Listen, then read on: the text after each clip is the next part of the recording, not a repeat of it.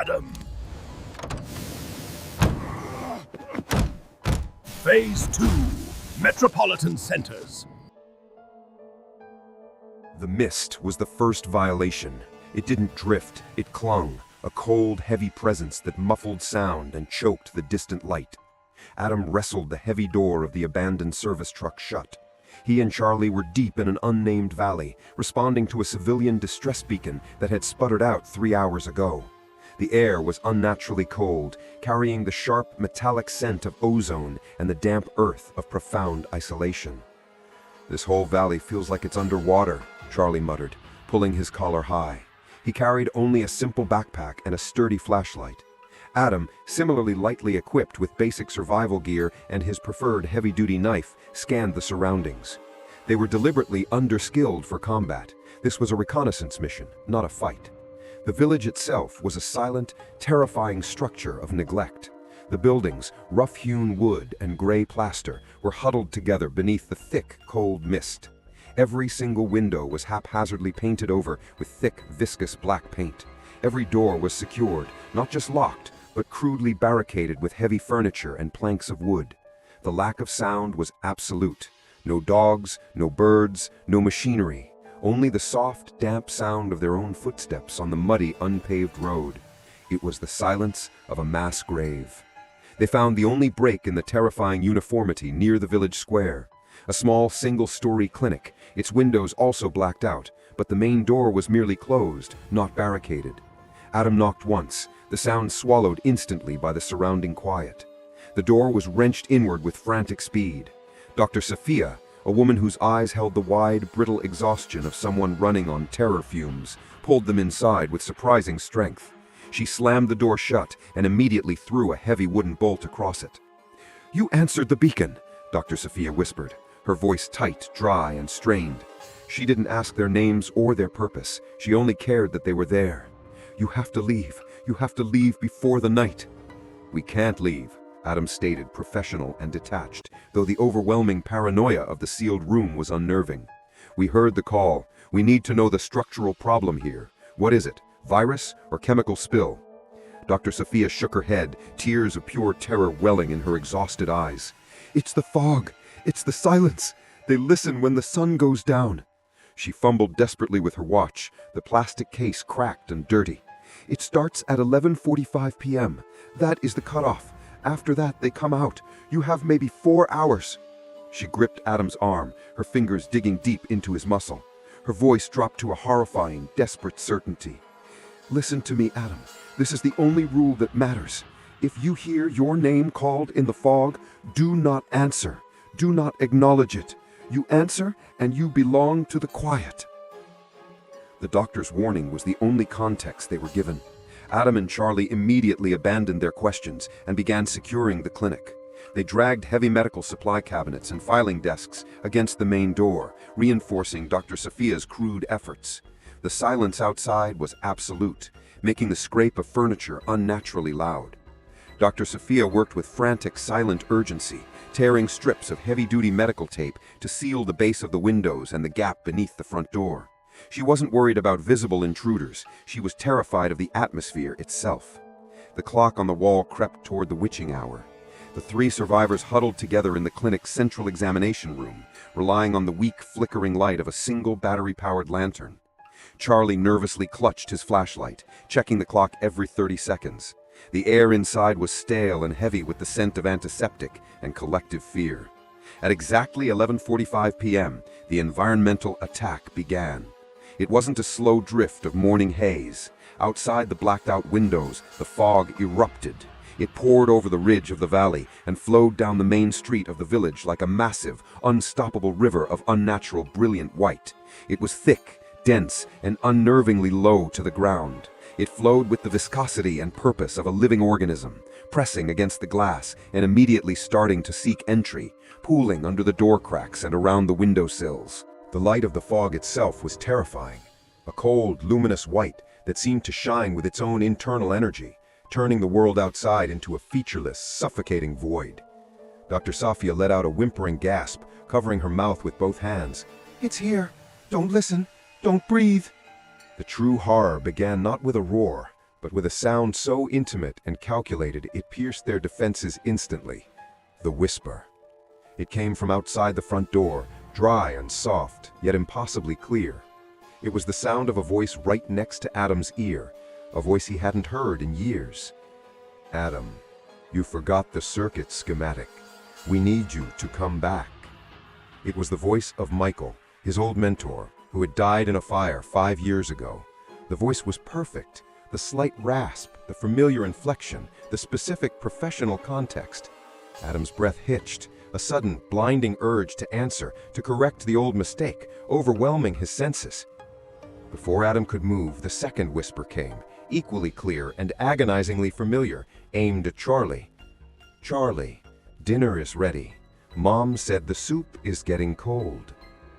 It was the voice of Charlie's mother, who lived 300 miles away and was currently asleep in her own house.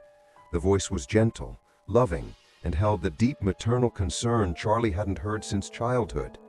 Charlie gasped, tears instantly springing to his eyes, his entire body convulsing in a silent, desperate effort to suppress the urge to acknowledge the call.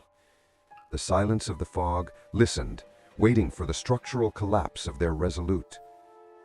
The structural integrity of their sanity was under immediate assault. Adam fought the searing, deceptive clarity of Michael's voice, grinding his teeth until his jaw ached. Beside him, Charlie was hyperventilating, struggling against the profound, comforting lure of his mother's voice.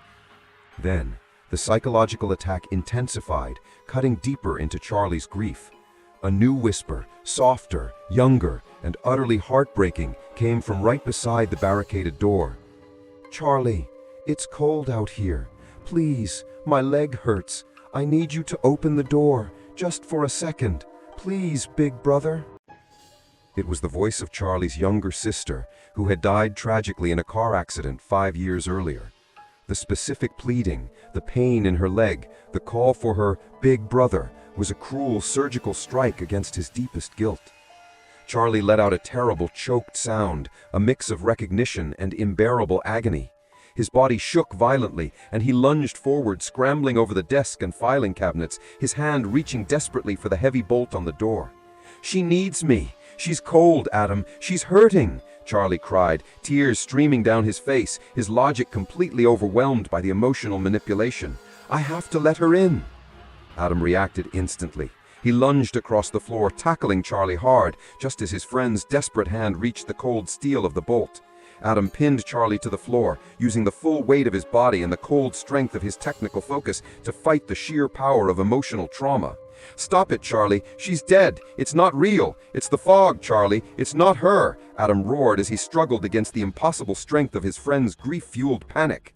As they wrestled, the whisper focused on Adam again, weaving a painful tapestry of guilt and failure. "Adam, the wire. You cut the wrong wire. I told you. You failed the safety check. You killed us all, Adam. You have to fix it. Let the truth in." It was the voice of Sergeant Reyes, a fallen comrade from a disaster Adam had survived years ago. The words targeted his deepest, most meticulously buried professional guilt. The accusation was terrifyingly precise. Dr. Sophia, meanwhile, was hunched over a crude neuroscanner she had rigged up with clinic equipment, a device designed to monitor neural activity. Her face, illuminated by the flickering data screen, was horrified. "It's not sound, Adam. It's generating neural resonance. It's attacking the temporal lobe. It's activating memory centers. It's feeding on your grief," Dr. Sophia yelled, her medical certainty cutting through the auditory chaos. "It's trying to overload your emotional core. You answer, and the circuit closes. The moment you agree, it takes you." Adam wrestled with Charlie's powerful, anguished thrashing and the searing guilt of Reyes's voice in his mind, locking his arms around his friend's chest, pressing him into the floor. "Fight the memory, Charlie. Fight the lie. We are alive. She is lying." Adam's voice was strained, fighting his own memories as he fought his friend. The fog outside seemed to press harder against the glass, waiting for either of them to surrender their sanity. Finally, the raw adrenaline of the struggle and the strength of Adam's technical reality broke through. Charlie's thrashing subsided into defeated sobs. Adam, breathing heavily, released his friend, but kept the pressure on the barricade. He needed to understand the source of the attack. He crawled to the clinic's main door, finding a small, reinforced peephole used for identification. He wiped the glass clear and peered out into the luminous white fog. The sight outside was not what he expected. There were no spectral shapes or visible demons. The wide, unpaved village square was empty, save for the terrifyingly thick, brilliant white mist that glowed with its own internal energy. Then, movement. A figure, a villager, stumbled out from between two houses, panicked and disoriented. Adam held his breath, watching. The villager, dressed in thick, ordinary clothes, stumbled to the center of the square, scanning the opaque mist frantically. A second figure emerged from the white void, walking toward him. It was a woman, dressed simply, her face recognizable as someone Adam might have passed on the street. She was clearly distressed, moving toward the man for comfort. The man saw her, and instead of relief, his face contorted into a mask of pure, unadulterated terror. He didn't see his wife, he saw a monster. "No, get back!" the villager shrieked, his voice muffled by the fog, his terror audible even through the thick door. "It's a monster! It's wearing a mask! I know you! Get away from me!" The woman stopped, confused, her arms outstretched in a desperate plea. The man didn't hesitate, driven by the absolute conviction that he was facing a hideous, lethal creature wearing the face of his loved one. He produced a heavy object, a piece of wood or pipe, and launched himself at the woman. He didn't attack to disable, he attacked to destroy. Adam watched, paralyzed by the sheer horror of the structural reality. He didn't need the neuroscanner, he understood the terrifying logic of the fog. It wasn't summoning demons from the outside. It was generating a mass hallucination that was specific, psychological, and entirely real to the victims. The whispers were the entry point, activating their deepest guilt and fear, and the fog provided the visual manifestation. The woman collapsed under the force of the brutal, misdirected attack. The man continued his assault, screaming about the mask and the monster. Adam realized the horrible truth. The entire village hadn't been evacuated or consumed by external forces. They had been driven to kill each other, each person convinced they were heroically fighting a monster, while in reality they were murdering the people they loved the most. The silence in the village wasn't because the inhabitants were gone. It was because the sound of the structural failure, the screaming, was brief, tragic, and final. Adam pulled back from the peephole, his face pale and sickened by the knowledge of the mass hallucination. He stumbled back toward the center of the examination room, his technical mind reeling from the devastating structural reality. "It's not a haunting," Adam rasped, looking at the paralyzed Charlie and the frantic Dr. Sophia.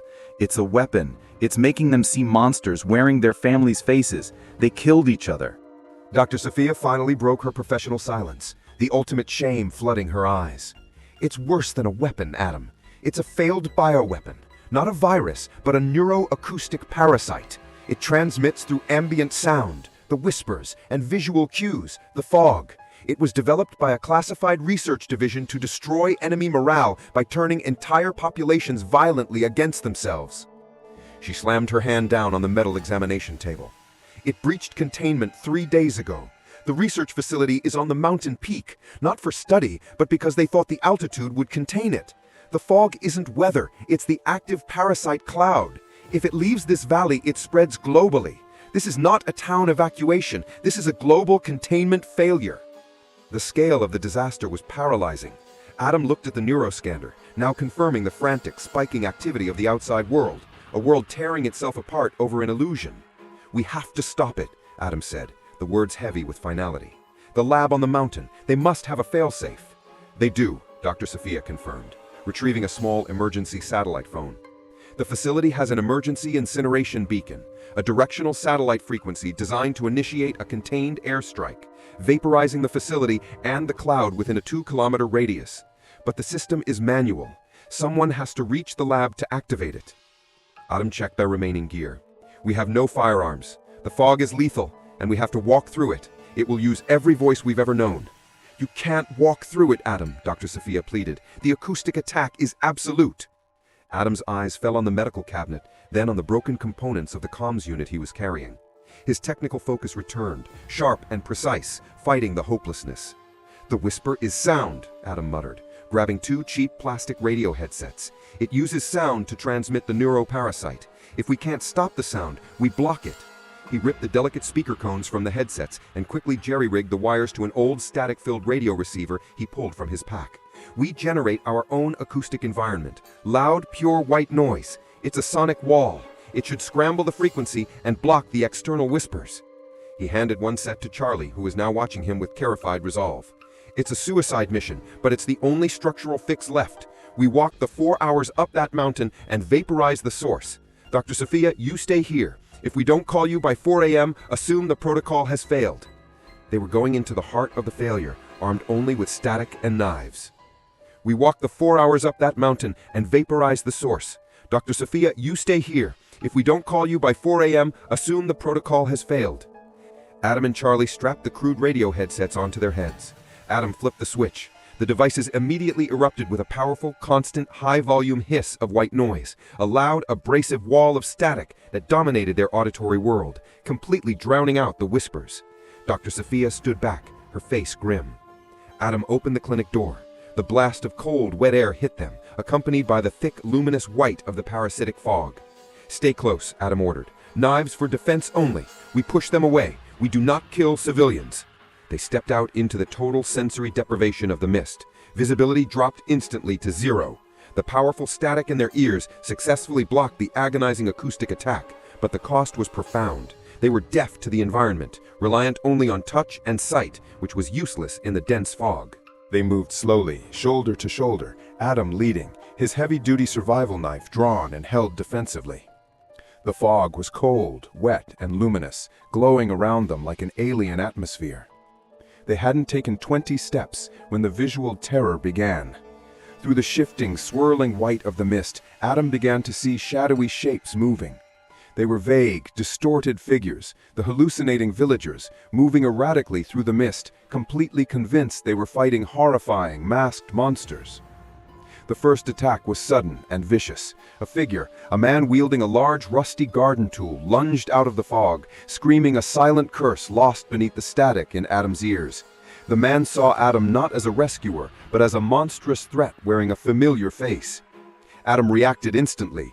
He used the flat of his survival knife to block the incoming swing and delivered a sharp, controlled punch to the man's chest, shoving him backward into the fog. The man collapsed with a sharp cry, confused and defeated, but not fatally injured. "They're coming!" Charlie roared, his voice barely audible over the static in Adam's headset. Charlie was instantly engaged by two figures who rushed him from the side. He used his pack and forearms to deflect their frantic swings. He managed to grab one woman and brutally shove her away, sending her stumbling into the mist. The moral dilemma was agonizing. They were fighting for their lives against people who believed they were fighting for theirs.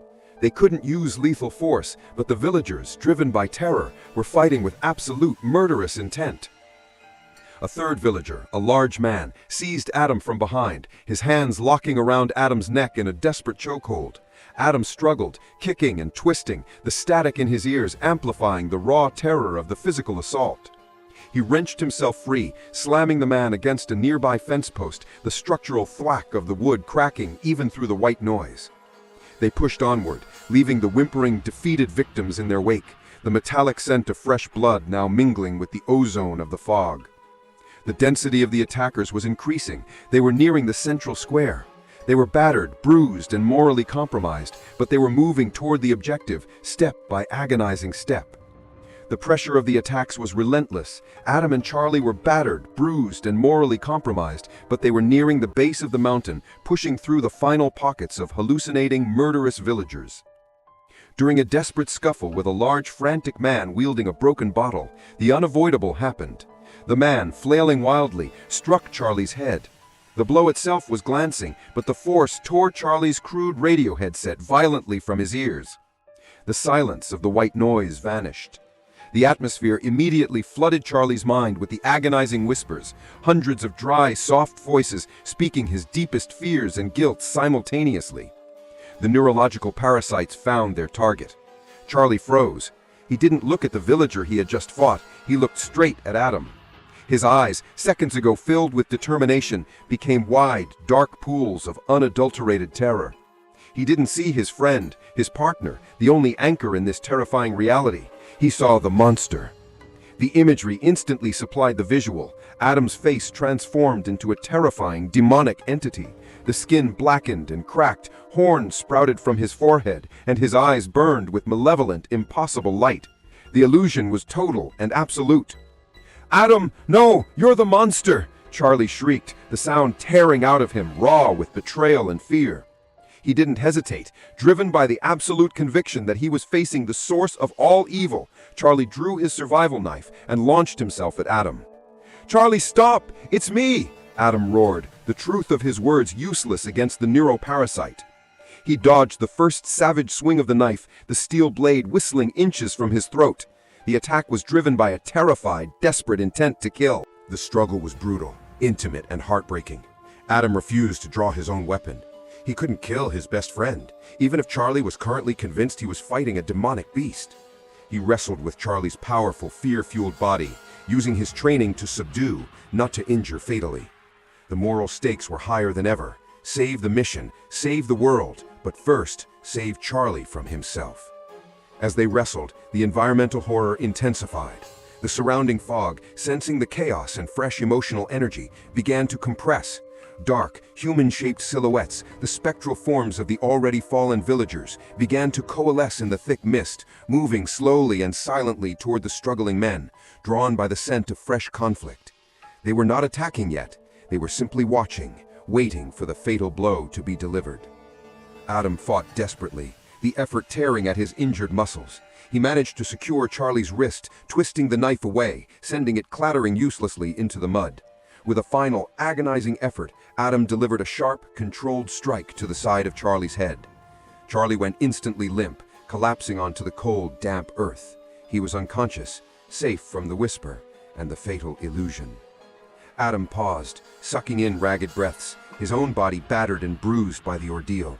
The shadowy silhouettes in the fog had paused, their collective attention fixed on the motionless body of Charlie.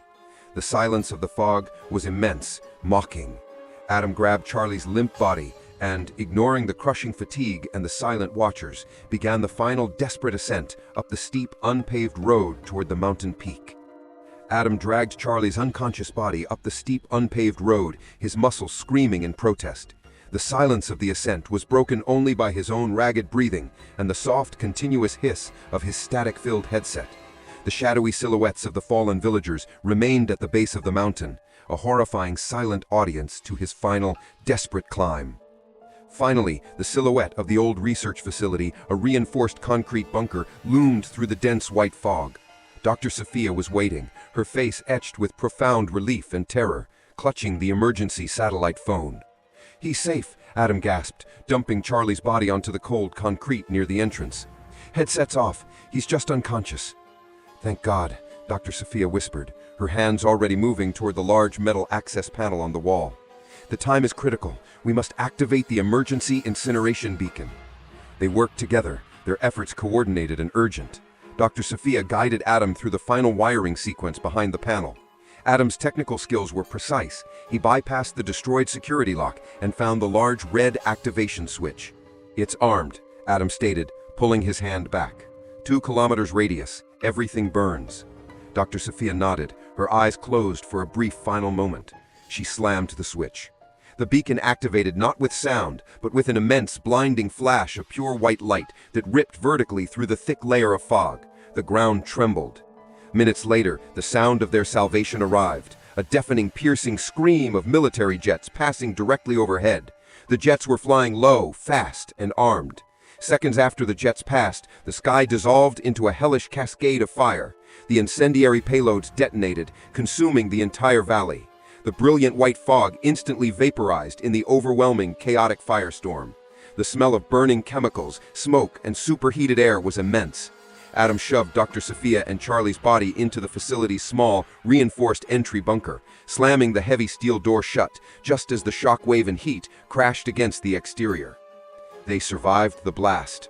When the roaring fire subsided, Adam forced the bunker door open. The valley was silent, scarred, and clear. The parasitic fog was gone. Adam immediately scrambled to the military radio console, the machine that controlled the beacon. He needed confirmation of rescue. He powered the console on. Instead of the expected rescue confirmation, a cold, synthesized voice filled the air. "Phase 1 test complete. Localized efficacy confirmed. Initiating Phase 2 in metropolitan centers." Adam ripped the headset off, staring in sickening realization at the console.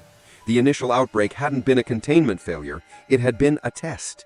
He looked frantically for Dr. Sophia. She was gone. The medical backpack and the satellite phone were still there, but she had vanished. Where she had been standing, Adam found only her small, battered notebook. He opened it to the final page.